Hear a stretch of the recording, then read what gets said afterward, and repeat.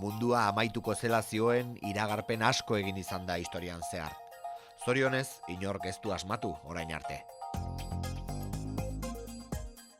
Ulertzen ez zituen fenomenoak seinale gaizto gisa hartu izan ditu gizakiak.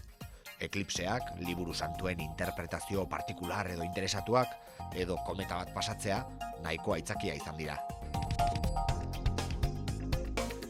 Vesubioren erupzioa ikusita, halaxe pentsatu zuten erromatarrek.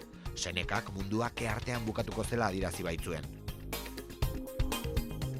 1676 urtean ere bukatzekoa zen mundua, piztiaren zenbakia zela medio. Berdin 2000 urtean, kaos informatikoak akabera totala ekarriko zuen. Jehobaren lekukoek dute errekorra. 8 aurreratu dute munduaren amaiera. Barregarria, askotan ondorio tragikoak izan ez balitu. 1987an, Hale-Bopp kometa lurraren paretik pasatu zenean, 39 lagunek beren buruaz beste egin zuten Kalifornian, espaziontzi batean ihes egiteko.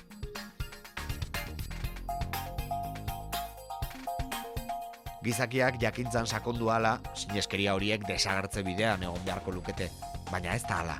Datorren urtean, Maien egutegia amaitzearekin batera, gure zibilizazioa ere pikutara joango omen da abenduaren 21.